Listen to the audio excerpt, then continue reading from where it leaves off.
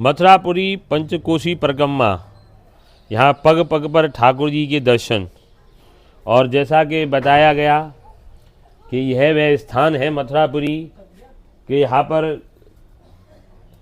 हर देवी देवता ऋषि मुनि सब ठाकुर जी की दर्शन की लालसा के लिए ललायत रहती हैं।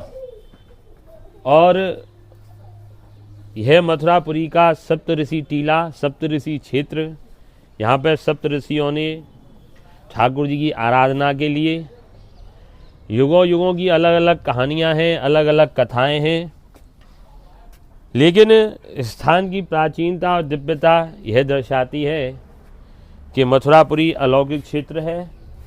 और यहाँ पर जो जितने भी स्थान हैं उनका अपने आप में अलौकिक महत्व है, वर्णन है। और यह सभी स्थान पौराणिक वैदिक मान्यताओं से परिपूर्ण हैं। और ऐसे ही एक और स्थान पर हम और आप आज यहाँ सप्तऋषि टीले पर दर्शन के लिए आए हैं। यह स्थान मथुरापुरी के जलनलगंज क्षेत्र में पड़ता है। और मथुरापुरी परिक्रमा मार्ग में अगर आप बंगाली घाट से आएँ तो भी आप सुलभ आ सकते हैं। यहाँ पर जलनलगंज से आप राजकीय विद्यालय जिसे गवर्नमेंट कॉलेज बोलते हैं उसके पास की गली है, उसमें भी आ सकते हैं। और यह स्थान वास्तविकता में वह पौराणिक स्थान है कि जिसके दर्शन करने के लिए मैं पुनः कहूँगा देव भी लालायित रहती हैं मथुरापुरी।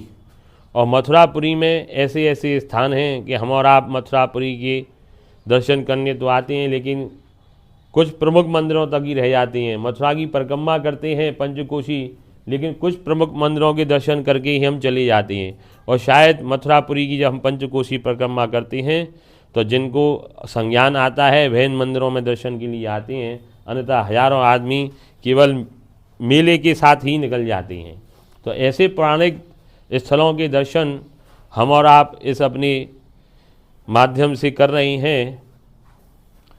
और यह यमुना का पावन तट। अब इस मंदिर के जो श्री महंत जी हैं वह आपको इस स्थान की और विशिष्टता पौराणिक वैदिक का वर्णन करेंगे।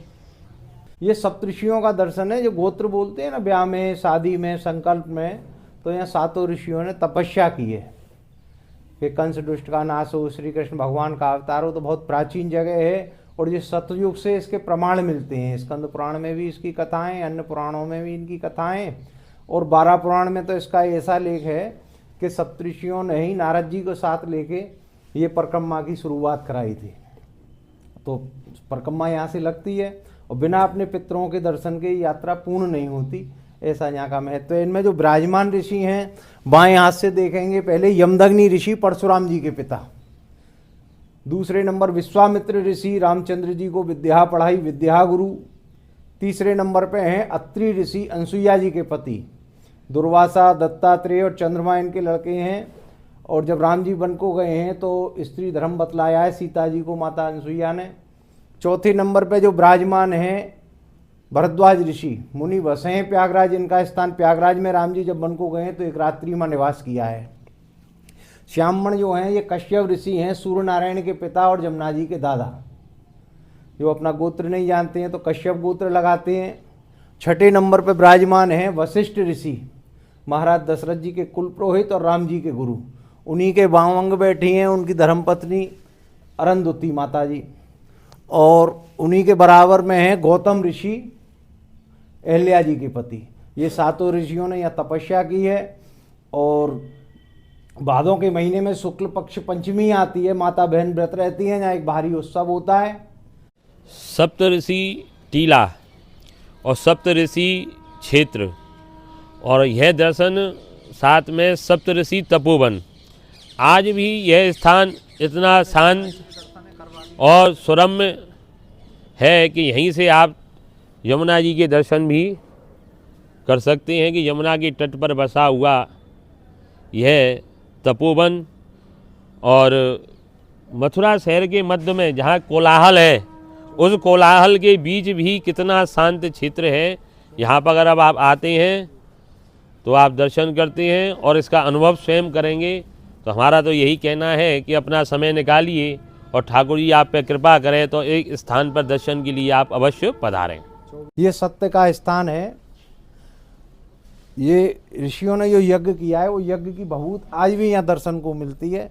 ये प्रत्यक्ष प्रमाण है। कहते हैं ना, मुक्ति कहे गोपाल सो मेरी मुक्ति बताए, और ब्रजरज उड़ मस्तक लगे मुक्ति मुक्त है जाए। ये सब वो धराएं हैं जो जिनसे जीव आके ब्रज में धन्य हो जाता है। ये आज साक्षात प्रमाण है। ये इसको सुरक्षित रखा गया है इसीलिए कि आगे आने वाली वंशावली इसके दर्शन कर सके।